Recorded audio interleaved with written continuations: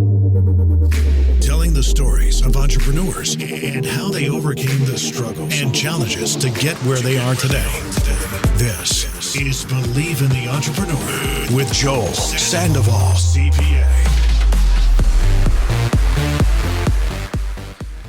What's going on? Welcome to another episode of Believe in the Entrepreneur, and I'm super excited because I have my brother from another mother, actually from my hometown of Watsonville, California, Cesar Delagadillo, who is the co-founder of Real Solar with more than 400 sales reps nationwide. So Cesar, thanks for being on the show. Appreciate it, man. Good to be here. It's been a while. Yeah, man, for sure. So, Cesar actually, I mean, he's partnered up with Brad Lea, and just before the show, we were talking about kind of how, your success, but, crazy enough, we come from the same, small little town and, Watsonville. Who would have known that, we'd connect again in now the present.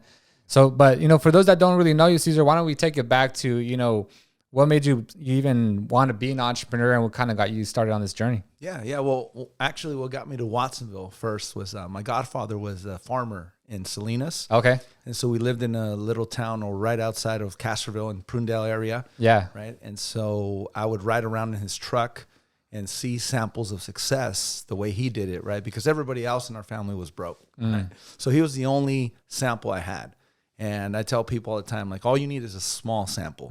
Don't give me an excuse that your parents didn't have more money, have the experience, have the knowledge to give you, and that's why you're where you're at. Find those small samples, and that was what my godfather was to me, that small sample of success. Like, he had those big cell phones back in the day. Like, nice. I'm talking like 94, 95, back the last time the 49ers won a Super Bowl. Yeah. You know what I mean? I remember watching that Super Bowl from that house in the farm. Yeah. And so... he had new trucks every year, lifted freaking Ford trucks, those nice ones from back in the 4x4s back in the 94, 95 era. Yeah. And all his brothers worked for him, and they're all riding around in brand new trucks. And so I was the boss's godson, right? So I kind of like, that's, I was like 9, 10 years old, but that was like, dude, that's what I want to do. I want to be a fucking boss. Yeah. And so then I also learned to appreciate the people that made him who he was, and how humble he was, and how he took care of his people that took care of him. And so I remember he would ride down to Mexico, all the way from freaking Salinas. He'll drive all the way down to the Mexican border just to have a party for all of them. And they were all riding like in the back of the truck, dude. It was sick. Like, it was like Pablo Escobar with all his gunmen and shit. Yeah. It was cool to see it. So I grew up around that, and unfortunately he passed away. And when he passed away, he lived in Watsonville, and that's what got us to Watsonville, because when he passed away, they had a big ass house, and it was just him, my aunt, and their little newborn. So my aunt was like, dude, move into our house. And that's how I got to Watsonville, actually. We went because of tragedy, or else if he would have passed away, there's a good chance we never moved to Watsonville. So once we moved there, and lived there for a few years, went to middle school, high school, and that's where we met. We got to play freshman ball together, right? Football. And so still got some good friends from out there that, live in San Jose or whatnot. And so out of the blue, my dad decided, to start a business in Arizona, and we just moved like that from one day to the next. It was like, I thought it was like, okay, we're going to end up coming back, in a few months, maybe a year, whatever, after my dad gets over it. But he ended up doing pretty good for himself. So again, that was my godfather was the first sample. And then I start seeing my dad, because my dad worked really hard for other people his whole life. But then when he put that energy into starting his own business as well, that kind of changed everything for me. I knew I wanted to get into business. I just didn't know what. Right. And so fast forward to, after high school and all that, I started by around the age of 15. I was helping my dad get into different stores. He had a distribution business. Okay. So that was really my sales experience, because I was just translating for him. So my dad speaks English, but when it comes to negotiation, he'd rather have me talk to them. Right. So when I would talk to like management in different stores and things of that nature to get better positioning for our products and things like that. So he would tell me the idea that he had in his head, but then it was up to me to sell the idea to the management. And so, but there was no pressure on me, because I was just his son. I was just translating, right? But at the end of the day, I was communicating and selling, right? Even though I didn't consider it sales at the time, I just considered it a distribution job. And so once I was of age to kind of make my own decisions, turning 18, 19 years old, I got into the insurance business. But back then, now, like I look at all these insurance companies, all these youngsters, Hispanic people, and it's like badass to be a young Hispanic in the insurance business. Well, a few years back, over a decade ago, that wasn't necessarily the thing. Right. It was more like 45 and up, and not brown people. Not Right. enough. There was some, but they're typically older. I was just a little premature for that environment. And I think I got taken advantage of a little bit from like the leadership that I was working with. And, they squeezed out and extracted my warm market. And by the time I was getting ready to like, okay, I'm starting to get the hang of this. Well, all my warm markets already, they all have life insurance already. They all have, because I gave it to my upline at the time. Right. Right. And so then I kind of transitioned into from that company into, and it was like a network marketing style insurance company. And I transitioned to legal services because you didn't need to be licensed, and it was a lot easier, prepaid legal at the time. And so that's what got me into presenting, speaking on stage, because I hated it at first. I didn't want to speak. I loved talking to people, but just not on stage. Right. And so I remember telling my mentor at the time, his name's James Williams, a really good friend of mine till this day. And I told him, I'll be part of your team, your company. Just don't ever get me in front of people. I don't want to speak in front of nobody, bro. I'll keep bringing people. You guys do your thing. I'll sit back, and I don't need to be in the front. I'm good. Well, the very first day, like the very first event, he's like, yeah, Cesar, come on up here. I'm like, God damn, And so there I go, nervous as hell. I don't want to be up there. I don't even remember what he said. And then, I just had to tell him who I was, how old I was. And it was like, I'm up there sweating and all this shit, right? I don't ever want to do it again. So then I go sit back down, and I even feel awkward in my seat. Like, oh, these people probably think, I suck. Like, because it wasn't good, dude. I was just stumbling all over. I remember I didn't even say my name right, I don't think. Like, I had to repeat it 2 or 3 times. It was bad, right? Yeah. And so then at the end of it, he's like, how'd you like going up there, dude? I'm like, dude, I hated it. He's like, but was it that bad? Like, if you know that you can become a millionaire by doing that, would you do it again? And I was just like, well, I guess if you put it that way. Yeah. So then he's the first one that really started pushing me to, get outside of my comfort zone. Yeah. And then he's just great at edifying to this day, right?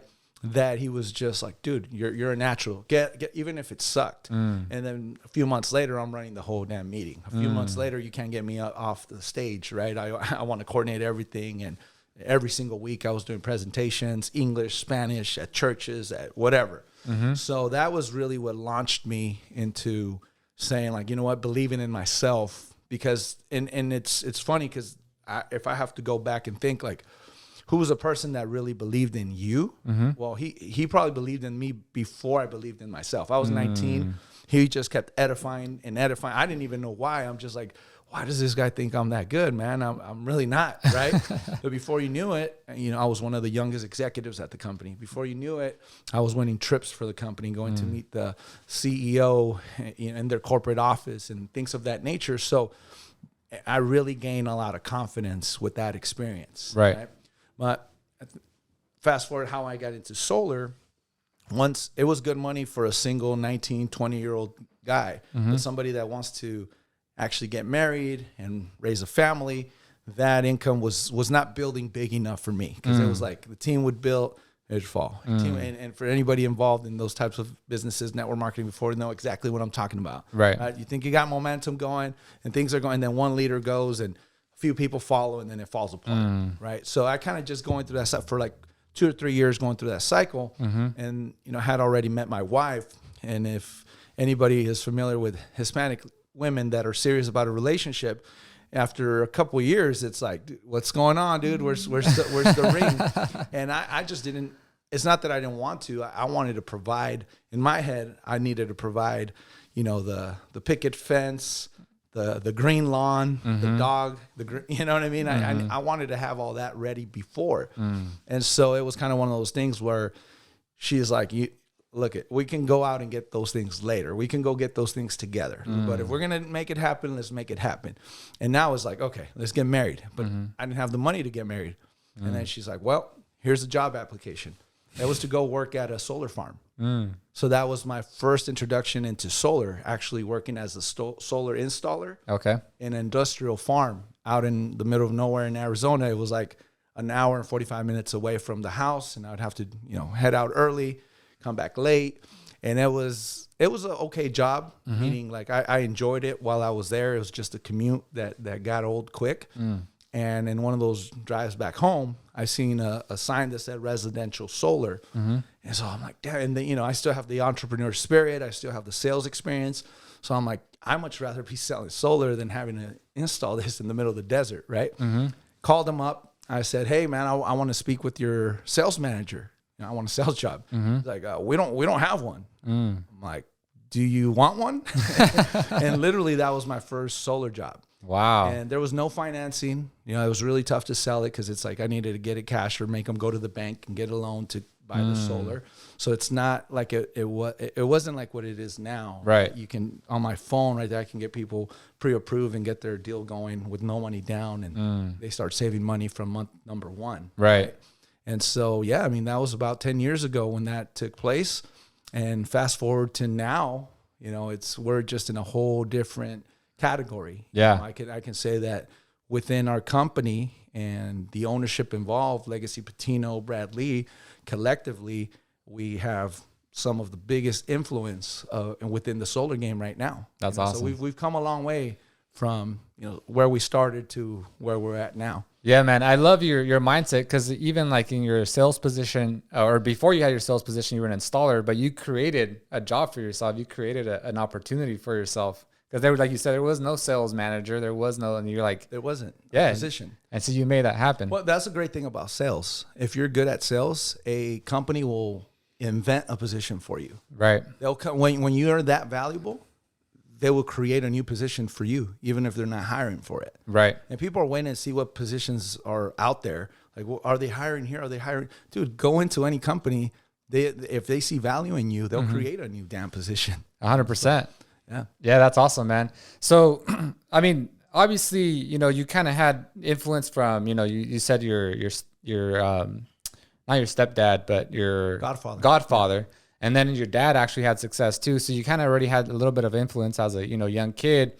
But even then, it's like, you know, all it is at the time is just kind of like maybe motivation, right?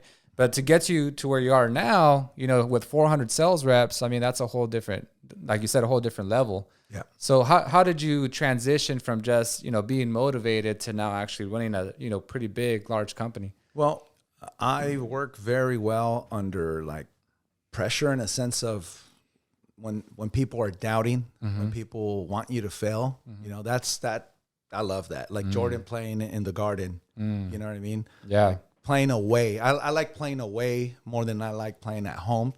I like hearing the boos. I like hearing, you know, people, the naysayers.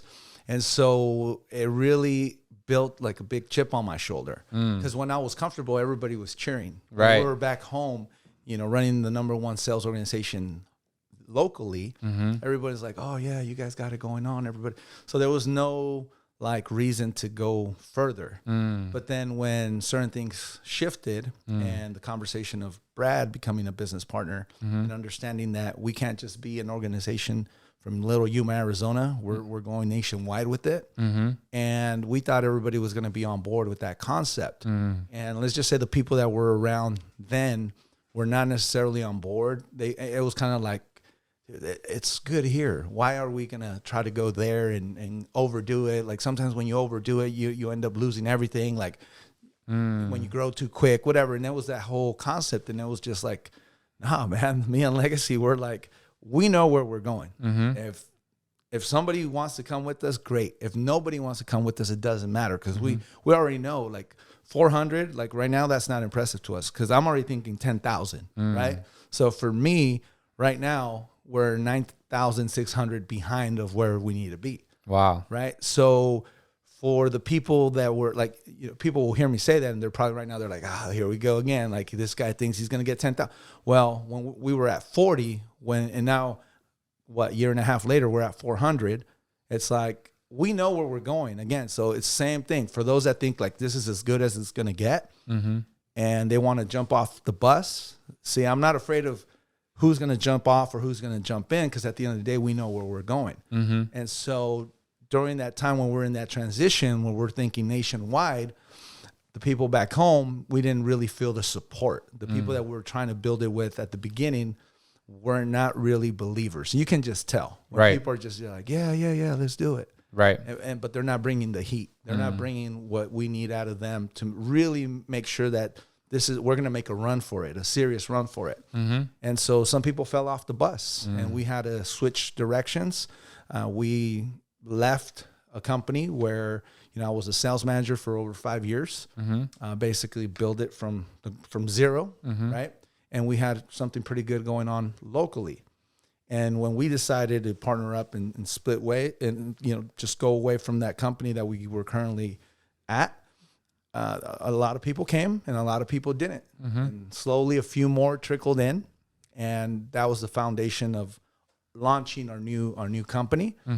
But then once I moved to Las Vegas, that's really where things started picking up. And being around people like Brad, like the expectations are just different. Right. It's like being around a professional athlete. Right. And being around a Sunday league. Right. It's like Sunday league's cool. Yeah. Right.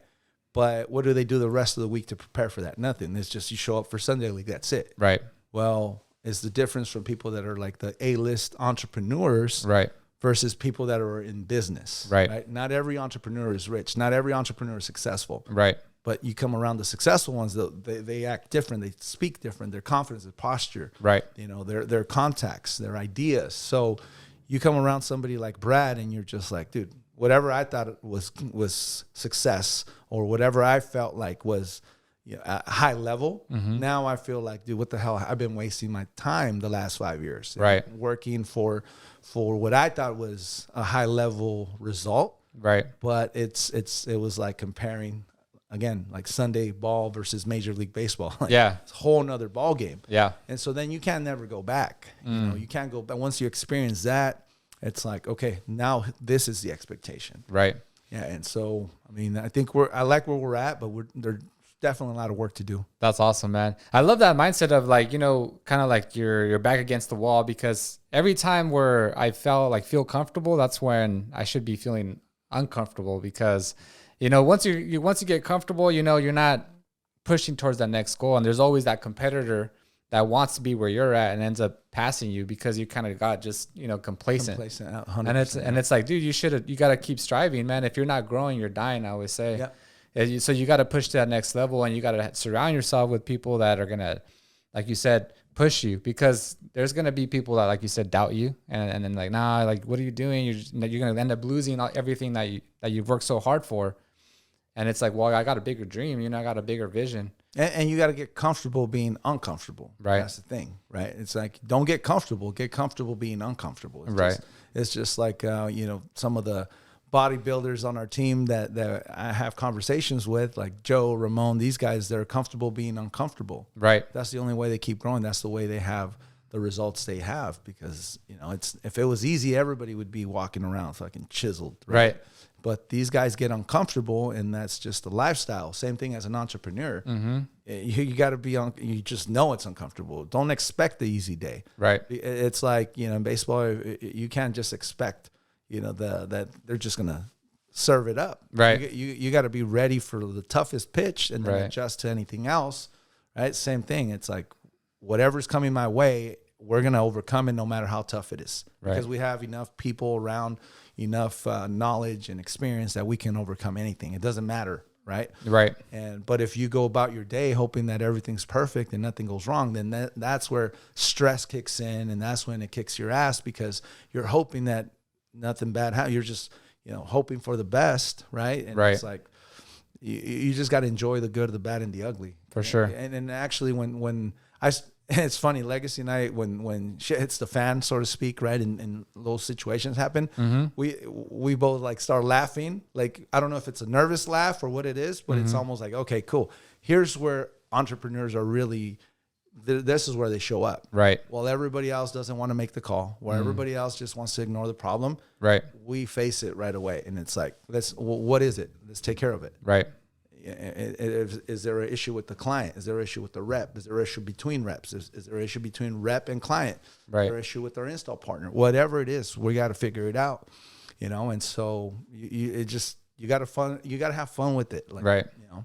And accept the challenges. And then when you solve those things, it's like, that's why we're where we're at because we handle shit like this. Yeah, it makes you stronger. And I think one of my mentors actually said, you know, he's like, because I always saw him like, you know, they kind of look bulletproof, right? Because they have this confidence. They have this like, you know, they're just dressed a certain way.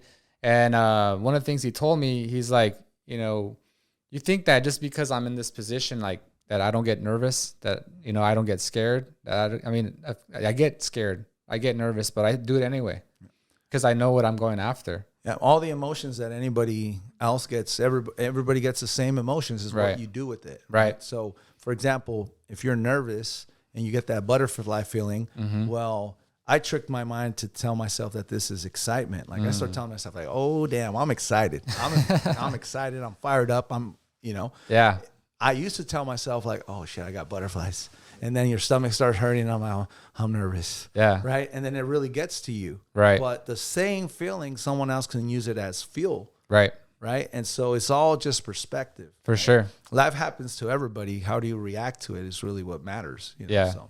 100%. Now, we talked about this a little bit before the show, but I mean, you know, Brad Lea obviously has a huge influence, and I could just imagine, you know, a lot of people probably dream of having the opportunity to partner up with them and never just, you know, it's all it is just a dream. So you made it happen. So talk us about that story. How'd you make that happen? Yeah. Well, you know, when Legacy and I started doing business together, we met through an entrepreneur organization down in our hometown. And so as soon as we started talking and kind of sizing each other up, everybody that was part of the group, I made the strongest connection with him right away, just because we were more alike and we were more like, dude, I want to win. Like, I don't give a shit about anything else. I just want to win. I don't want to look cool doing it. I don't want to fucking do it for anybody else. I just want to win, period. Right. And so we just, even though he had his own business and I was already in the solar business separately, we just kept, it just seemed like a natural fit. Like we just kept up with each other during that time. And then eventually we figured a play where his business, which was a delivery service, my business, which was the solar industry, there could be some sort of collaboration there. So it started out with a small collaboration. And then from there, it just became more and more intense as far as like, okay, now it's not just a collaboration. Now you're an actual representative with the company that I was at the time. Right. And then we ended up going to a 10X event together. And that's really, we went to Miami for about 17 days. Wow. And my brother, he's a videographer, and he's the one that actually kind of talked to him about me, and he talked to me about him prior to us even meeting. It's just, it took a little bit of, you know, a couple months later before we actually met. But my brother was already like, hey, you got to get with this dude, and, you know, back and forth, because in our hometown, you know, there's a lot of good entrepreneurs and successful people as well, but it's limited. You know, it's not like everybody, and it's not like there's Ferraris and Lambos riding up and down the streets of Yuma, right? So to really have people with that mentality, it's not that now you see it a lot more, because now with the social media and everything, the Gary V's, the Grant Cardones, you know, everybody wants to be an entrepreneur, right? Which is cool. I like the fact that that's taking place. But you know, just a few years back, you start like a show like this, Entrepreneurs, like nobody. He's like, who wants to tune into that? They want to see other stuff. They want to see entertainment, singing, dancing, all that other stuff, right? Right. And so it was kind of a good relationship, because you know, we felt like, dude, there's not too many people in this town that think like this, right? Right. So when we're out there in Miami, that just every day, just masterminding. We did a mixer at this bar after 10X in a place that we've never been before with people we didn't know. And we're just making shit happen. You know what I mean? Yeah. We're just making things happen. And we're like, dude, we're pretty dynamic. When we put our heads together, we're pretty dynamic. And that's what I think, even though we didn't say it officially at the time, like saying, hey, we're going to be business partners for a long time, it just kind of organically happened, right? It's just like, I know that if I miss something, he catches it. If he misses something, I catch it. And we're just like constantly like, you know, watching each other's backs. Right. And so I think that really solidified a partnership. Then after that event, he ended up coming like full on board into the solar business.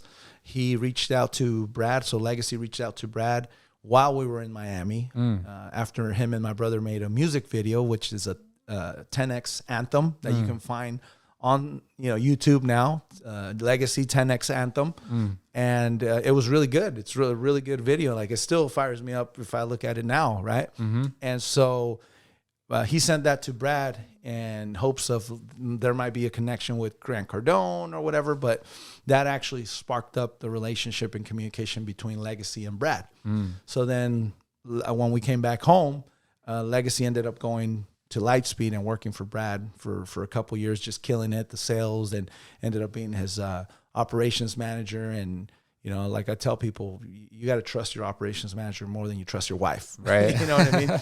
And so once that relationship was established and Legacy saw, you know, the big opportunity that we have in the solar industry, at the end of the day, it was like, hey, Brad, it's nice working with you, but there's just so much opportunity over here on the solar side. And Brad didn't want to be left behind, right? So there was a conversation probably leading now to close to 2 years ago when we first started talking about that potential collaboration. And so finally we made it official, you know, over a year after the initial conversation. And it's been about 5 months since we rebranded to Real Solar. And so this year is really when the launch began. Yeah. Right. When we felt like we were ready to bring BL into the picture, because you can't just bring Brad Lea to a normal opportunity. Right. You know, it has to be a 7-figure opportunity and above for him to even be excited about it. Right. So that's really how it took place, you know, and it was just, it was nice to see the whole thing. I just witnessed the whole thing from what happened in Miami to creating the video to starting the conversation with Brad to going to go work with him. And it was just like thinking back how it seems like it's been a long, long time, like 10 years ago. Right. Everything we've done in that short time period, but it really hasn't been that long for you know, where especially, you know, from the relaunch and the rebranding of Real Solar versus the company we had originally. Right.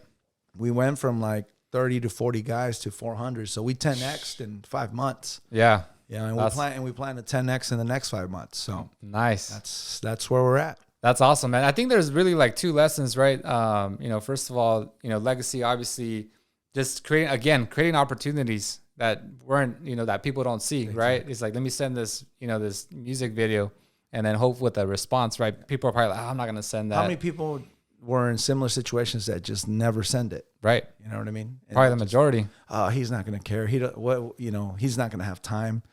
They're not looking to hire anybody. Let me go see if they're hiring. Oh, they're not hiring. You know what I mean? You create your own path, your own position. That's in anything, not just in opportunities in business. It's anything really. You can manifest whatever you want if you're obsessed about it enough. Right? Whatever you obsess about is what you manifest. 100%. Right? Yep. And then once you created that opportunity, obviously the relationship that, you know, that was established with Brad Lea, obviously relationships is also important because that created the opportunity for the collaboration and the partnership. And I mean, you guys are blowing up now. I mean, obviously, you know, you guys overall social media and stuff, you guys want to be, like you said, you know where you're going. I can see this being like the #1 solar company nationwide, man. That's exciting. Absolutely. That's exactly what we're focused on. Nothing else. You know, we're in New York now. We opened up New York.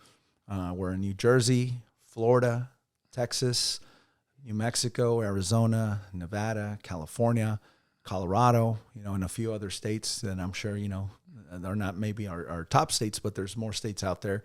And we basically have a network all over the country now. So no matter where people are at, it can be in Maine. If somebody's in Maine and wants to get involved in the solar industry, we have an opportunity for you. Nice. So it's exciting, especially because we came from the very little tiny southwest area, which is Yuma, Arizona, to now be like, dude, I'm looking at the whole country and it doesn't seem that big anymore, right? It used to seem huge or out of reach. Right. Now it's like, that's it. There's we can't go and put solar in the Atlantic or in the Pacific, you know. Right. But, hey, let's go to Hawaii. Why not? And we're actually going to be doing a big blitz in Hawaii next year. We're going to make it like an award concept, right? Like you got to earn it. It's a workation, and it's going to be exciting to see. I mean, the media behind that is going to be dope to see everybody out there in the island and doing our thing, like, you know. But yeah, man. That's what we just want to keep doing, different things, exciting things, and motivating people to get out of their comfort zone. Yeah, that's really what it comes down to. For sure. Now, talk to me about building a team, though, or building, you know, a sales organization, because I mean, to go from 40 to 400 and then eventually 4,000, right? You keep 10xing, which is pretty badass. But obviously it takes, a little more than just mindset, right? Mindset is probably the most important thing. But once you have the mindset, you got to take action. Yeah. So talk about like the steps required to actually build a team that big. Well, number one, you have to be resourceful, man. You got to be able to figure out whatever problem, connect any connection that needs to be made, right? And so I think that's what's really helped us, that no matter the situation, we can figure out and come up with the resources needed to make the next step, right? And really focus on what people are, what their strengths are. A lot of times people want to be too critical of others and try to find your weaknesses, right? And the way they try to figure someone out is like, okay, they're good at this, but I'm trying to find their weaknesses, right? And then they find the weaknesses and then they pay more attention or focus more on those weaknesses or those flaws. It's like, what the hell are you going to do with those weaknesses and flaws besides point them out? What does pointing them out get you? Oh, this guy, dude, he's always late. Oh, this dude, man, like he's look at him, he can't even dress right. Like, oh, dude, this guy doesn't even know the information 100%. And then people tend to focus on the negatives, but then they don't realize, like, dude, this dude brings a great attitude. This dude has a big network. This guy is in great shape. What can I learn from this person? So I think that's what we're really good at. We find what people are good at, and we extract and edify that. Right. Because why focus on the negative shit, right? And so I think that's what's really helped us, and it becomes contagious. And we just, edification is a powerful word, right? And I talked about how in my early years, when the reason I got into a company is because the dude started edifying the shit out of me. I didn't know what to do. I never got those many compliments in my life. I was like confused. I'm like, dude, why is this guy like, you know what I'm saying? Right. And so I try to duplicate that into other people, because now it's like, dude, when you edify people and you make people feel good, that's what they remember, right? Like, dude, every time I'm around this dude, I feel like I gained something. I feel like I learned something. I feel like I got better. And so as long as you keep pouring those seeds, you're going to get growth. It's just a natural thing, right? If you water the seeds, they're going to grow. If you don't water it, right. If you don't fertilize it, you're not going to get the results. Right. And so I think we're good at that. Like we don't overdo it, right? I'm not talking about overdoing it. It's just like if you overwater a plant, it could drown too, right? So if you're just doing it just to fake it, just to, I'm just gonna keep telling this guy he's so awesome, just so that he, and you know those types too that just overdo it, and it's just like too much edification, too much. So I think we're just we know that good medium point where it's like we know where to be hard too. Like, hey, we got to call you out, bro. Right. What happened here? Right. All right, dude, I get it. All right. But then if it's always only edification and then there's no accountability, then that doesn't work either. So fertilizer is like the accountability, the edification is like the water. Right. And then you watch it grow. That's awesome. And not every seed's going to grow, even though you do it right. Not every seed's going to grow, Right. The birds are going to get some, right. But it is what it is. I mean, for the most part, we have a really good retention when it comes to our organization. I love it, man. I love that story of, just kind of like, pointing out people's strengths, right? Because pointing out their weaknesses is not going to do any good. And it kind of reminds me of, an example of like, this was a story that my dad told me when I was a kid. He's like, if you draw a little dot on a piece of paper and then they point it out, it's like, what do you see? And it's like, oh, I see the dot. It's like, oh, what about the rest of the paper that's all white? That's their strength, but you're pointing out that dot, which is the weakness. Yeah. And it's like, dude, that's not going to do you any good, as opposed to, using whatever strengths they have to your advantage, and then collaborating with that. Yeah. I think Albert Einstein did that too, right? There's a story where he did like 20 math equations, and there was one that was wrong, and the whole class was laughing like, hey, you got that one wrong. Yeah. It's like, you guys are tough critics. You didn't point out all the other ones I got right. Right. I pointed out the one I got wrong. So it's kind of the same concept there. Right. And if Albert Einstein was teaching that concept, that means, we're onto something. Yeah. So. That's awesome. Now, obviously when you're going fast though, cause I could just imagine like, you're just numbers, right? But if you grow too fast, something can also fall down, right? Yeah. If you don't have a good foundation. So is it your partnership with Legacy that maybe because with operations, or how are you making sure that the operations still run smoothly? Yeah, well, you got to have the right people, the right minds that are operations oriented, right? Because sometimes salespeople, we tend to kind of put all that stuff in the back burner, right? Sometimes we can't even handle our own 4 or 5 clients, right? Because we're unorganized at times, right? So you can't run a company that way. You got to have people in place. We got project management, onboarding department, we have IT, so. And Legacy is very hands-on when it comes to operations. And so we have to have a staff outside of sales in order to keep sales where it needs to be, so that people that are in the field can stay on the field. And even though they don't know what happens behind the scenes and the cost and everything that takes place, it still has to get done. Right. And so that's also like a big value point, because if somebody that works with us, they don't have to worry about that. They can go do what they're best at. And sometimes people think, oh, I got to go do my own dealer. That's where success is at. And instead of working, essentially, we're like brokers. Instead of working with these brokers, let me go be my own broker. It's like, go knock yourself out, right? Go knock yourself out. Now you got to go create that. But the worst part, now you got to go compete against this. You see what I'm saying? Duplicating this is not even the hard part, although it is, but competing against it is really the difficult part. Right. So it's like, why wouldn't you rather collaborate? Right. Because you can get a slightly higher percentage by not collaborating with us, but now you bought yourself, that extra money bought yourself competition, which is us. Right. So why you will never recruit somebody over me. Yep. Ever. Yeah. Like, period. I love that. It's like, if you can't beat them, join them, right? Yeah. And it's like, especially like you said, there's all this overhead costs that it takes to run a business, right? You got to have people that operate the business. You got to have people that are, making sure that they're doing accounting. I mean, there's so much, behind the scenes stuff that people don't see. And if you're like, you know what, I just want that higher, like you said, that higher commission split, or I want more money.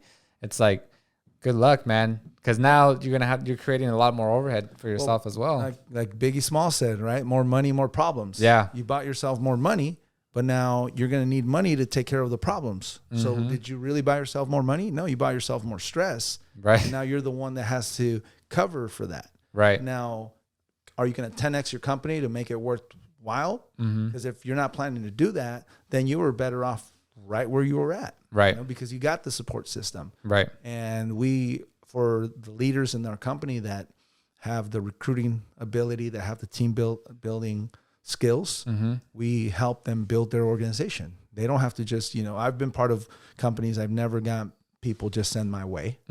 Never. Everybody that I got, I had to go prospect them, recruit them, and train them myself.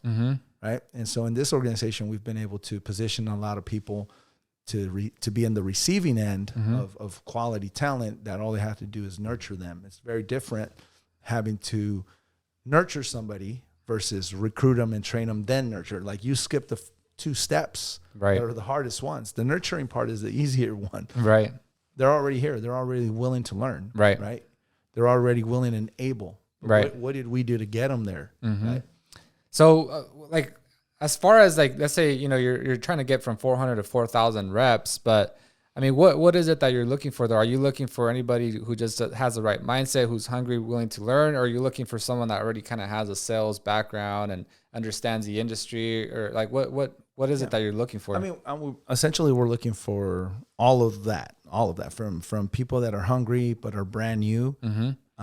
But the people that already have the experience right now, if you have that experience and you have maybe a small team of 5, 10 people, this is the perfect company, because we can take you from 5 to 10 people to 30, 40 people and help you duplicate that. And it's not going to feel like it's too much to handle, too much to carry. Right. Because you're not alone anymore. Right. We have resources. We have people. We have a movement that now your vision fits within our vision. Right. So we're excited of bringing on like sub dealers, right? That could be their own dealer somewhere else, but they rather collaborate with us. As a matter of fact, there's a great team here from Central Valley. There's a couple teams, one from Fresno and another one here locally, that are looking to do exactly what I'm just describing now. Because instead of being where they're at as a dealer and having all the responsibilities, they can work with us. And in a lot of cases, they don't even have to sacrifice pay because of the negotiations we've been able to do. They can basically just say, okay, earn the same amount of money, but work with you guys and get this proximity and collaborate versus competing against you guys. And the money stays the same. Right. Well, it just makes more sense to partner up with you guys. Right. Right. The only time it doesn't make sense if they have an ego problem. Like, oh no, man, I don't want to work under the real. I don't want to be under these guys and make these guys, you know what I'm saying? Like, egos is a real problem. So a lot of times, the only reason why somebody wouldn't want to collaborate with us, in my opinion, is because of the ego. That's the only reason. Right. So, but to answer your question, as far as new people that are getting involved in the industry, brand new, we're happy to work with them as well. You know, as long as they're coachable and they're wanting to work hard, because it's not rocket science, dude. People can learn this pretty quick if they engage, if they get submerged in the trainings and ask the questions and get on the calls. And I mean, we have resources where we have the best of the best on every single morning. Like, I was on the phone for an hour and a half with Michael O'Donnell last night, one of the GOATs in solar. He's like, all your team should be on every single one of my calls every morning at 8 a.m. Pacific time, every single morning. And this dude spits fire. Like, he starts out slow because he's tired. Like, it's like 8 in the morning and he's just like yawning and shit, like in the first 5 minutes. Yeah. But once he gets going, dude, it's always some fire that he drops. I mean, imagine if a brand new person listens to that for 30 days in a row versus the person that tries to figure it out on their own. Right. And so those are the types of options and the proximity that we bring. Right. Yeah, you got to continue to feed your brain, man, because you got to rewire it to win. And if you don't have like that, like you said, that coaching or that mentorship, that accountability, it's going to be hard to win. So absolutely, I think that's super important. Now, you know, obviously, without giving away all your secrets, there's so many different ways of like getting leads, right? You can do door knocking, you could do cold calls, you could, you know, do marketing online, digital advertising. You obviously have a partnership with Brad, but what would you say is like the number one source of you actually getting leads to speak to? Because I think that's, you know, for salespeople, you know, that's like, all right, well, what leads do I have to try to close, right? So what is it that you guys provide? It's a combination of pretty much everything you just mentioned. And it's really just mastering, finding your niche. Some people are really good on the phone. Some people don't have a face for radio or have a face for radio, right? And but they're really good on the phone. And then some people are really good at the door, face to face. So it's figuring out your strengths. And don't give yourself a shot. The first time I ever knocked on doors, I didn't want to go out there. And I got 4 deals my first time ever in the same street years back. Wow. And I'm like, okay, I guess I can do door to door. But I was against it. I thought I'm like, shit, I like solar, but just not the door to door part. It's just like the first company I worked for. I like what we're doing, just not speaking in front of people. I don't like that part. Ended up doing it, and that's what helped me be successful. I went and knocked doors, even though I was like, I don't want to do it. And then I was surprised. I'm like, dude, I'm actually pretty good at this deal. I never knocked doors before, right? Not even for freaking school fundraisers, none of that. I didn't. Knocking doors to me was like on some Girl Scout cookie, fucking, you know, door to door, like Jehovah Witnesses, you know, type of deal. Like I didn't think that knocking doors meant that could lead to success. Right. But the first time I went out there, I kind of got hooked to it. And I'm just like, this works, right? So we're big on door-to-door blitzes, the blitz model, where we get people from no matter where they're at. We go to a location together. We get Airbnb, hotel rooms, whatever it takes. And then for 10 straight days, we hyper-focus on getting the job done. So even if you're new, you're going to go back home getting 10 months worth of experience in 10 days and making some money. Yeah. Right. So that's, I would say, the number one way for somebody new, like figure a way of getting to a blitz and be extremely coachable. And just again, it's not what you say, it's how often you do it. Because people are like, what do you say? What do you say to get people to say yes? It's like, you just got to do it a lot, because then you'll run into yeses. It's not about turning no's into yeses. It's about finding the maybes and turning those into yeses. But you only find the maybes if you go through the numbers. And so there's no perfect pitch. No matter how good you are, how great your posture is, and you have the perfect pitch, most people are still going to say no. It's like baseball. No matter how good the hitter is, most of the time it's still going to be an out. At least 70% of the time out. But you only need to be successful 30% of the time. In baseball, you have a multi-million-dollar contract. Right. Well, same thing in sales. You're not looking for the yeses, right? You're looking for the no's, and the more no's you get, the more money you make. Right. Right. And you get better too. I mean, like the more people you speak to, you get feedback, right? Like, oh man, maybe I should have said something in a different way, or I should have said something like this. And then you change your approach, and then now you're better the second time that you knock on that door because you have a little bit more confidence too. I mean, all that kind of just compounds on itself. And it's the consistency, and that's why the blitzes work so well, because day one might have not gone so well. Right. Guess what? There's day two, day three. By day three, everybody already has something on the board. So even if you don't, you look around the room and it's like, okay, so it's not that, there's no business out here.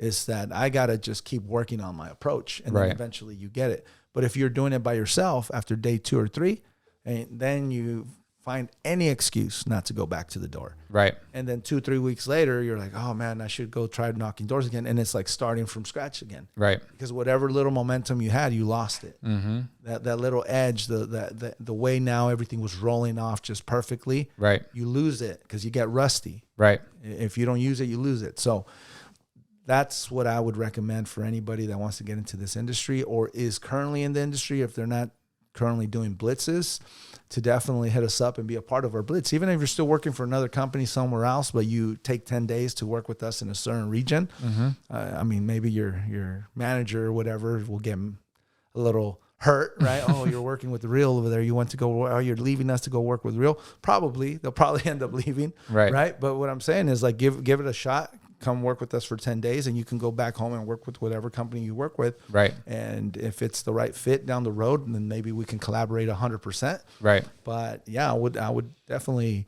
say that the blitz model is the way to go. Yeah. It just kind of reminds me of like, like just like football teams, right? They huddle and then they kind of just motivate each other. This is a game plan. This is what we're going to go after. Yeah. And if you don't huddle, I mean, they're professionals and they're still huddling. Yeah, it's like a two-a-day, like the two-a-days and Hell Week or whatever you want to call it. It's like treat it that way, and that's why that's when the coaches actually make the final cuts. Right. Who really wants it? Right. If you can't hang in two-a-days, you don't really need to be part of the team. Right. Right. And so that's where you separate the guys that just want to be the cool kids because they want to be part of they want to run out of the tunnel and feel all the energy and the Friday night lights and all that lifestyle, even if they're not really about it. Right. They just want the hype of being a football player. Right. Well, if you can't get through Hell Week, then you don't deserve that. Right. So you're not going to make it. It's kind of the same concept, dude. If you can't go to a blitz and just be part of the team and go balls to the wall for that 10-day, 12-day blitz,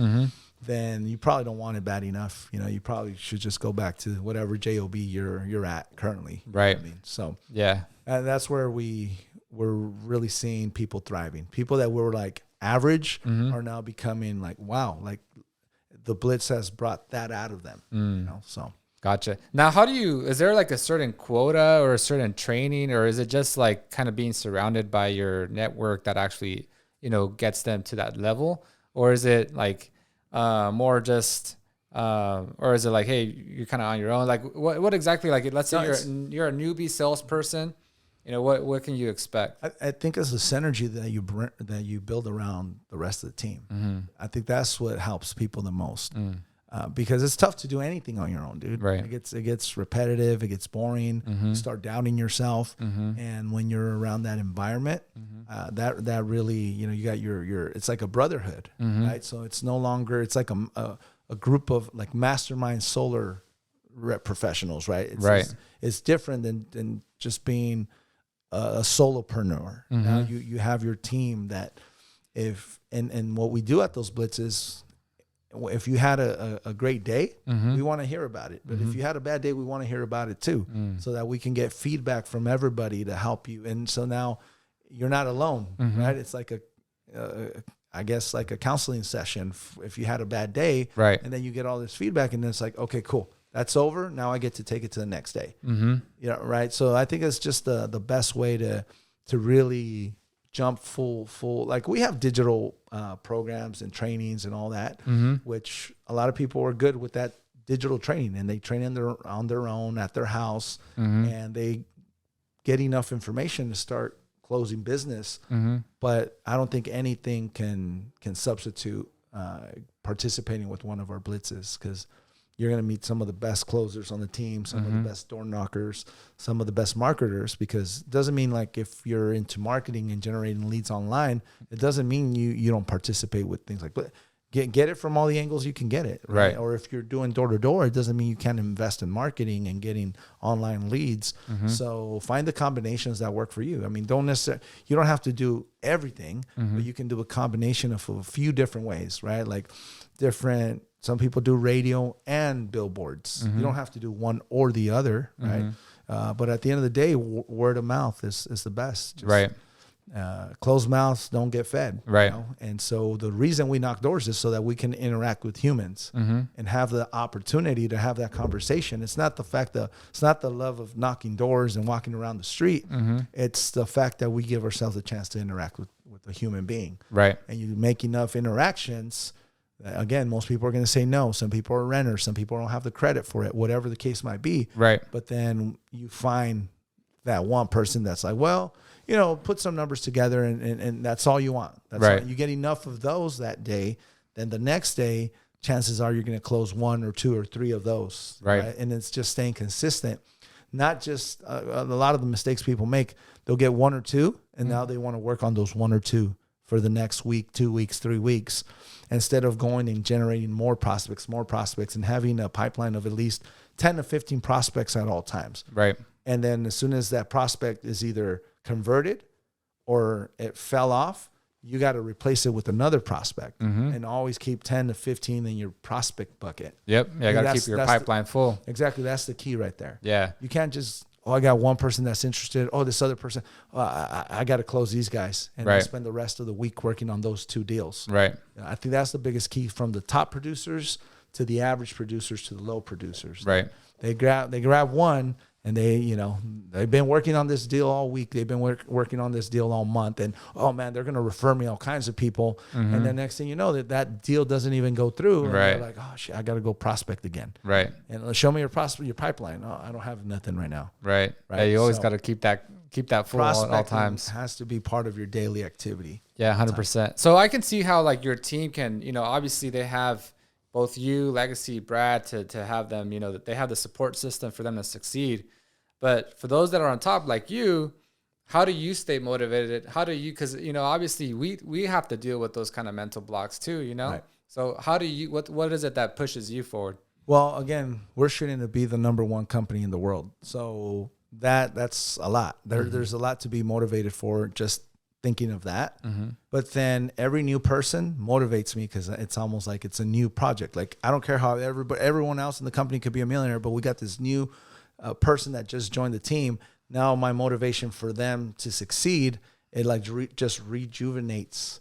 Like, I'm starting brand new with them, and I want to see them go through the process of being a badass solar pro as well. So that's what keeps us hungry to see, new blood come up in the ranks and be one of the top producers, and seeing new people. One of the things, and on our call, I always go through the top 5 producers of the previous week, and it's constantly changing. It's almost as rare when it's like the same 5 people, the same one person on the top. It's constantly changing the top 5. So it's a good sign to see, and it's exciting. And sometimes it's brand new people. It's like this person just got on board this month, and they're #2 in the ranks. Oh, right? Wow. And so that's what really keeps me motivated, to see the new blood, and that this new person is like Kobe Bryant. Like, hey, man, you're hurt. What about that one person that spent their money to come see me this one night, and they didn't get to see me because I needed rest. Right.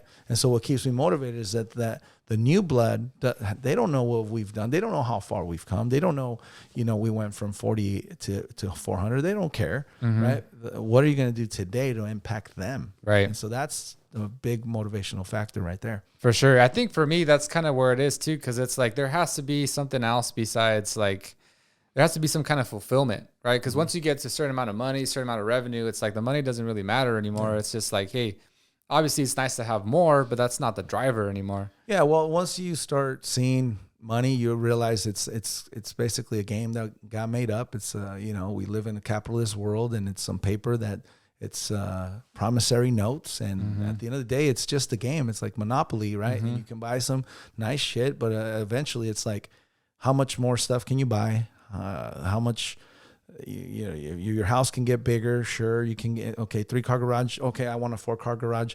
I got 2 cars. I want 3 cars, and then 4 cars. Like eventually, like what more material shit can you buy? And it's like that can't be the motivator to the drive. It becomes very superficial if you catch yourself always just thinking about money, money, money. So for me, it's the championship. It's winning. Again, we're in it to win it. So it's not as for me. It's like we're in the season. Like there's no off season. Because if the job done, no, it's not done. Did you make money? Yeah, I made money. Well, whatever. Like you know what I mean? It's like professional athletes.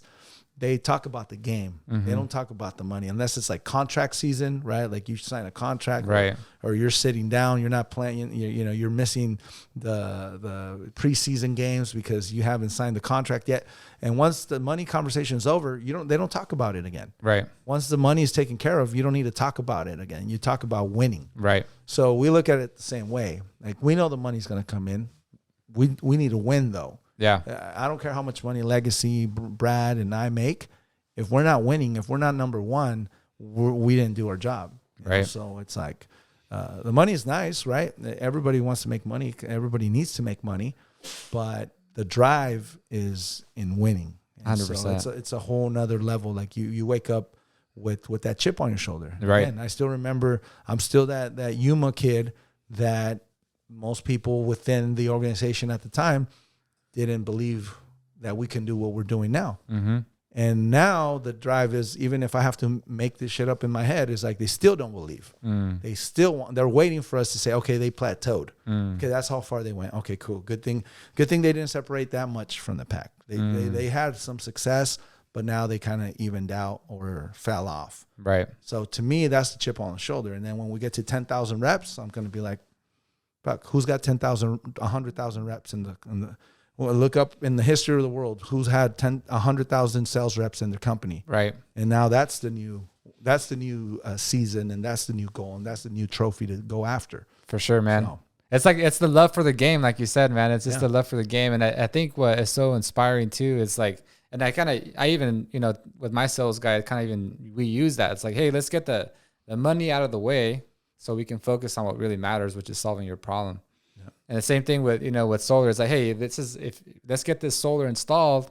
Let's get the money out of the way. Let's figure out the finances so that way we can fix your problem of this huge PG&E bill or whatever it is, or save you money on taxes. Absolutely. And I think the tax strategies is really what drives people right now, honestly. Right. Because the tax credit conversation became really relevant after the 30% federal tax credit was extended. Right. And so, I think more so than the energy savings is the tax strategies around it, and whether they have a home-based business and the system can be depreciated and things like that. So, learning from you, man, you learn the tax code very well, and so the solar tax code is very relevant right now. So right. Our clients can be your clients and vice versa. 100%. I mean? Yeah, I think it's funny because I always tell my clients the taxes are just kind of incentives, right? And so obviously they just passed the Inflation Reduction Act, which gives, the 30% solar tax credit for the next 10 years. So it's a huge opportunity for everyone in sales and in solar sales to just crush it for the next 10 years. Cause it's like, I mean, everyone's going to be motivated by that. Nobody wants to pay taxes. Like you say, it's one of the biggest drivers. Right. So it's like, what better way? Like for me, I invested in solar both in my office building and my home building about 2 years ago because they hadn't passed this. So it was like, I want to, make sure I get this credit. Yeah. And not only did I basically reduce my tax bill to zero by investing in solar, but now, I invested in an electric vehicle. I have a Tesla. So with gas prices going up the roof, like I don't have a gas bill. I don't have a PG&E bill. I don't have a true up because I purchased enough solar panels. Yep. I'm like, and everyone else is complaining about. So I wasn't able to convince my wife, unfortunately, to go buy an electric car. But it's coming. Yeah. When they come out with a nice, SUV that she likes, maybe she'll want. But man, and you position yourself for years to come, and it's going to be thousands and thousands of dollars that you're going to save that a lot of people are going to have to come out of pocket for. And so I mean we are right now in the good old days of solar. That's awesome. This is the best time to be involved in this industry. And I think for the next decade, it's going to be a very solid industry, especially in a down market when a lot of other industries are slowing down. Right. It's going to be a very popular option for a lot of people. 100%. Realtors, that database that they have. When, a couple of years back, realtors are doing really good. The market's up. Anyone can be a realtor and make a lot of money because it's just that there was that much of a need. Mm-hmm. But now when things get tight is when you separate the real experienced ones, the ones that really have, and a lot of them are more on the investor side now. And that's how they keep their doors open because, right.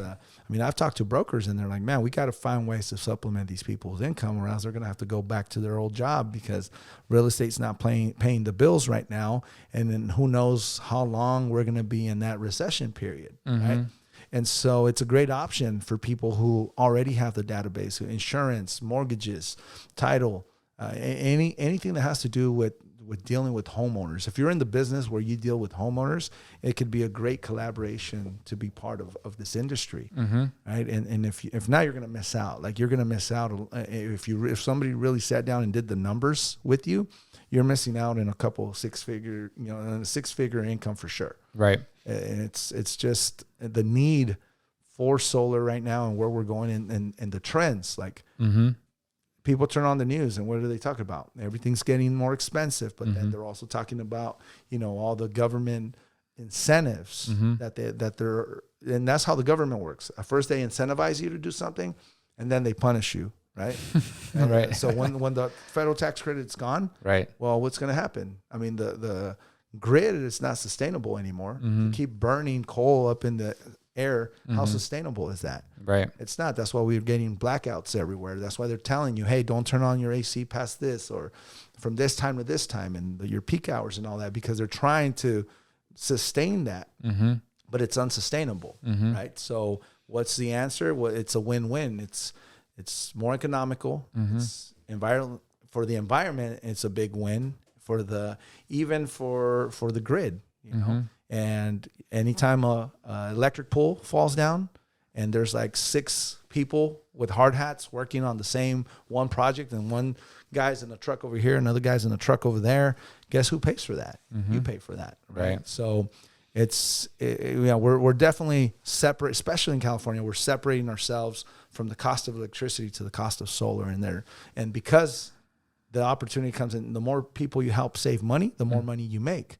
So in California, it's easy to help people save money on the electric bill. It's so expensive, it's easy. It's like saying that you have the access of having a gas tank in your house for like $2.49 right. a gallon. Mm-hmm. It's like, dude, I'm selling gas pumps for your house at $2.49 a gallon. Right. You want one? Well, how much is it going to cost for me to install it? Nothing. You just start paying $2.49 in gas instead of $6.59 mm-hmm. or whatever it's at now, right? I don't even look anymore. Right. So it's the same concept. Everybody would do it. And mm-hmm. I tell people, if the utility company right now were to call you and say, hey, Joe, I know you're paying $300 a month right now on average. We're going to bring your bill down to $200 a month. All you got to do is loan us your roof. We're going to put solar panels at no cost to you. Do you want us to come today or tomorrow? Mm-hmm. You'll be like, shoot, what time is it? Come over today. Right. No questions asked. Mm-hmm. But people sometimes overcomplicate it. And it's like, oh, I got to get a loan. I got to finance it. Dude, it's less mm-hmm. than what you're paying. How much is solar? Right. Less. Mm-hmm. It's, so it's a simple concept. Now, the only thing you got to look at is you got to work with the right company. Right. Company that's going to answer the phone if mm-hmm. you have any issues. A company that it's going to be around, years later, and that your product is not obsolete. And next thing you know, you're just dealing with the problem. Right. So, and somebody that gave you a fair rate too, because there's guys that they understand that the electric is here, the solar is here, and they can offer you that and make a good living with that, but they want to make a better living. They want to live off of your deal for the next 3 months, right? And they sell it like they can save you all this, but they just want to save you just a little bit, just so that they can make more money. Right. And sometimes that's where things can go south, and the trust in the industry go sideways because of situations like that, and that people gave them their trust and they took advantage of them. Right. And then another solar guy comes in there, dude, they screwed you, man. I'm sorry, I could have gave you a better deal, right? And so then it's like, oh, they're mad, and then the neighbor asks, and they're like, oh no, don't get it, dude. I got screwed over because they, now they think their experience is going to be like everybody else's, but like everything, right? There's good cops, there's bad cops, right? You just got to be smart enough to work with the right company. 100%. And it goes back to like that word of mouth that you were talking about earlier, which is the best, source of leads, right? If you're trying to rip people off just so you can make a bigger buck, it's like, dude, that actually costs you more money because he was going to probably refer you 3 or 4 people. Exactly. You would have made more money. And then, you just ended up kind of screwing yourself over. Yeah. A lot of people are short-sighted like that. They don't look at it as a marathon. There's a lot of, so I've been in solar before there was any money in it. Like my first solar deals, I was making $300 a deal, right? Wow. Now guys complain if they made $300 a kilowatt. Wow. And then that could still made them $3,000. They're like, dude, I only made $3,000 off this deal. It's like, come on, man. Like, you know what I mean? You spent 45 minutes talking to somebody. You used to have to work all month for that. Right. Be a little bit more, grateful for it. And so it is what it is. I've had deals where I didn't make any money off of it, but then they referred me to a few people that I made a lot of money off of. So it's just taking care of people is always going to work long term. It might not be the best short term, and you might be like influenced by other people that are not necessarily doing it right, and they're shining their big old checks of $12,000 off one client or whatever. And guess what? Next thing you know, these people end up getting into some sort of issue, lawsuit or whatever, because they just kept pushing the issue, stretching the truth, and getting money hungry. And then boom, they got to disappear. They got to freaking shut down their social media because people are looking for them. They got to, and they got to start all over somewhere else, right? Meanwhile, it's like the turtle and the rabbit race, right? Right. And so then you just stay consistent. I feel like that's been our race, right? Like we've never sacrificed, ethics for money. And because some of the people who have might have looked like they got maybe further ahead for a little bit, but I think like time will either promote you or expose you, right? And so if you do things right, you're going to be the one that at the end of the day is going to be a major influencer in the market because you're doing things the right way. 100%. And people are like, oh, you guys are out there on social media and all that. I don't do all that social media stuff and this and that. Well, they don't, because they're scumbags. They don't want to be seen. They don't want anybody to know where they're at or where they can find them because they haven't done business the right way. They're afraid of putting a solar post out there because then people are going to comment like, hey man, you never came back and I was supposed to get 36 panels and you put 30, and you know what I mean? Yeah. And so they don't do any of that because they rather hide in the shadows. Right. We're out there. Like, and if somebody has anything pending, call me. We'll fix it. So that's awesome, man. And like you said, right now, like with the economy the way it is, I mean, realtors, now starting to struggle with house prices going down, interest rates up the roof. It's like solar. I mean, there's a huge opportunity. And I think if someone has that sales background, it's like you can bring those skills over to the solar industry and just crush it. Oh man, there's people that are in a position where with their database, they can make a few $100,000 by Christmas, like that, because if you're in a position where people already trust your judgment and you can point them down the right direction where you're like, look, you're going to do this eventually. Even people that say they don't like it and they don't like it just because it's like a certain idea right in their head. I don't like how they look. Well, have you seen how they can look on your house? Have you seen a diagram of what it would look like for you? No, but my sister has them and they're in the front of the house and on the side and it looks all patchy. I don't like it. Okay. Well, let's look at your roof. Oh shit. They would be in your backyard. Oh, okay. Right. So don't discard it, because at the end of the day, unless you just like paying more and more and more for the same, eventually, like when I tell people, you know where you're going to be paying 5 years from now? Like, nope. Well, I don't know either, but it's more than what you're paying now. What about 10 years from now? Do you know what you're going to be paying for electricity 10 years from now? Nope. Well, it's going to be more than you're going to be paying 5 years from now, and so on and so forth. Why not lock in a rate for the next 25, 30 years? Right. And so it's just, to me, it's just common sense. Right. It's one of those common sense things like that eventually everybody's going to just have to do it, man, because and they're going to keep looking at those electric bills, and I mean they're not gonna like what they see, right? You know? So if somebody wants an opportunity in sales, like in real estate, you got to have your real estate license, and insurance, you got to have your insurance license. What do you need in solar? In California, you need your HIS license. Okay, that's it. And then there's different programs like Sunrun. You got to get certified through them, and so it's a simple digital platform that you go through, and you go through the modules, and you get a certificate at the end. So there's different types of little certifications for certain specialty programs, but outside of that, there's not a licensing process like real estate, and so it's one of those industries that literally anybody can get into. Doesn't mean you're going to be good at it, but anybody can get into it, and you can be good at it if you put in the time. But it's not like real estate where you have to spend a few $1,000s just to even get started. Right. Because you got to pay for the classes, the tests, the books, all the coffee to stay up to study, and then you got to go pay whenever you got to retake the test or whatnot. You got to pay for that. And so, you're at least a few $1,000s in real estate just to get started. And then you start paying fees or whatever to this brokerage or whatever the case. You got to buy your cards, and you got to buy your all your signs and all that. So in real estate, you can be a few $1,000s into it before you even make your first deal. Right. And so in solar, you can make a few $1,000s before you even know what the hell's going on. Wow. Just because you know a neighbor that has a high electric bill, and, and you introduce them to us. I mean, that's a industry right now that if you're considering like a change or something to capitalize in, or you need to make a change because the industry that you were in is no longer paying you what it was, or the opportunity is kind of slowed down for you and it's limited, you have to at least give yourself a chance to take a look at it.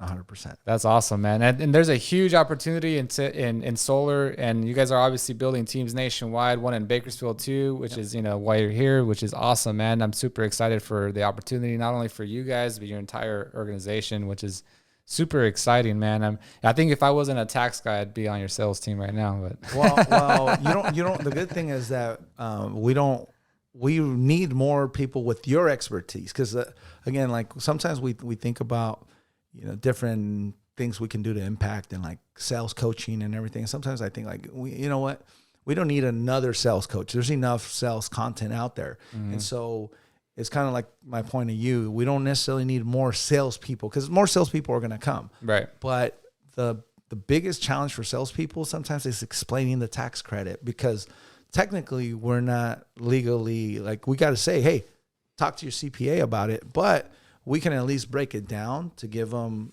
the information. But then we always tell them, verify this information with your CPA, because we're not CPA. We can't give you tax advice. Right. Right. So it's really a strong position that you're in, because you could be a bigger influencer in the solar space than some of the top sales guys. Because as a solar person, if I already know how to sell, well, there's only so much, like, I can keep going back to this trainer that talks about solar training and solar sales.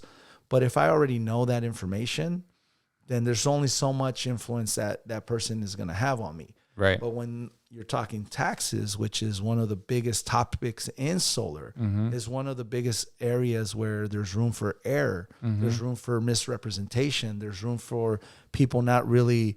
So am I going to get a check in the mail, or am I not?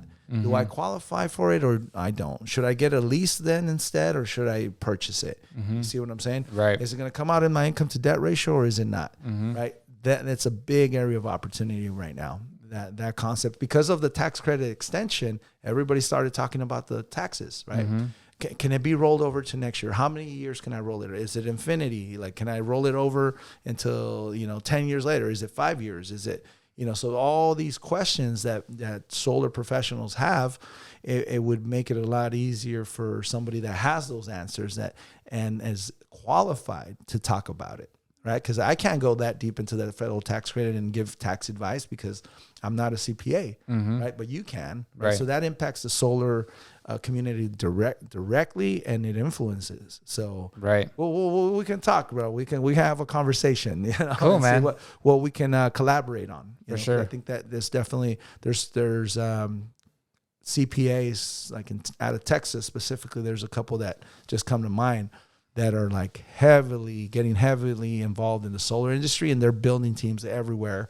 And all they're doing is educating them on the taxes. Wow. Because the coaching on selling solar they can find it everywhere. They can go to YouTube and even some of the tax strategies, but it's different when you have someone hands-on that you can work with, that can educate you in probably the most important topic of the solar conversation. It's the tax credit. Right. Because the savings, the panels, the inverters, all this other stuff. Right. It's basic. But the tax is where it gets like, sometimes people don't even want to get into it because they're literally liable for giving tax advice that they shouldn't be. Right. Right. So definitely a play there with your expertise and what we do, for sure. For sure, man. There's a huge opportunity there as well. So again, it goes back to relationships and collaboration. So looking forward to that conversation. But I think, again, there's so many variables, like you said, in the tax code. And that's probably why, so many people like in solar can't really give that advice, because it's like, well, I understand the basics, but in your particular situation, I don't know if it's going to apply or not. You got to talk to your tax guy. And then it's all the strategy, right? Again, right now, solar, or people are going solar a lot of the times for the strategy, not so much because of the savings. Mm-hmm. So, for example, as a real estate investor, say I buy a property, right? Mm-hmm. I put solar on it. I max it out, dude. I get $150,000 loan for solar, but it's also going to come with a new roof. It's going to come with a new AC. It's going to come with new windows, new insulation, tankless water heater, you know what? And I make it a smart home with alarm system, everything. And I completely remodel that house. Mm-hmm. I get a 30% tax credit on that. I didn't have to come out of pocket, not one penny. Mm-hmm. And on top of that, now when I rent out this remodeled home that's energy efficient, I pass on the bill to the renter. Mm-hmm. And so now I was able to buy this house, and instead of investing my money into it, I was able to just get a long-term low interest rate loan that is very hard to find for any upgrades, right? For any home improvements are usually short-term high interest rate. Well, the loan for solar is long-term low interest rate. And so then I can just add it to the rent and have them pay for it, and I got the tax credit out of it. Right. And got to remodel my rental property, right, with somebody else's money that somebody else is going to pay for it. Right. So it's a great strategy for even real estate investors that are flipping homes, or, or buying and holding and renting long-term, or even renting them on Airbnb, right? Let the tenants pay for that bill, and you keep the tax credit. Yeah, 100%. Not only is it free, it's going to give you some money. And then the equity that after you remodel the house, you appraise it, and it's going to get equity. Right. So now it's a win-win, and you can take that equity and pay for the solar if you want. Like, there's just so many plays with it. Right. So that's awesome, man. I'm super excited. So there's endless amount of opportunity, both in the tax law and as a sales guy. I mean, just, it's crazy. I'm excited, man. Well, I'll leave you with this. December 9th and 10th, we're having a big event in Las Vegas, Nevada. It's going to be our solar awards, and we're going to bring some pretty heavy hitters around the industry. It's going to be a dress to impress type of event.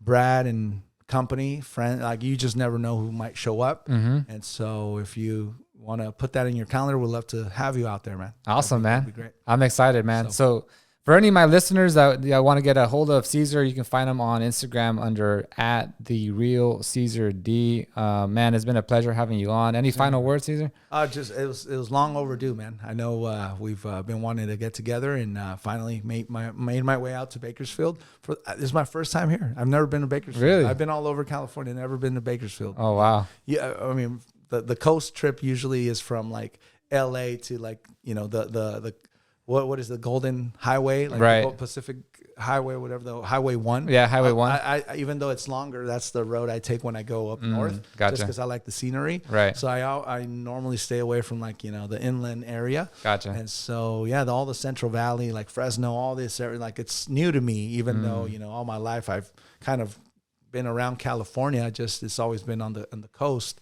Yeah. So I'm just like excited of being in a new territory for me. Yeah. And to connecting with people that are from here. Right. And I think we're going to do some special. The more I learn about this market, I think we're going to have probably some of our biggest teams out of the Central Valley, from Fresno to Bakersfield. So For sure. excited to be here. Excited, man. Super exciting. So yeah, hit up Cesar if you're interested in either buying solar for yourself, or if you maybe just want to be part of his sales team. I mean, or if you need some tax advice, you can hit me up as well. But Cesar, thanks again for being on the show. Appreciate you, man.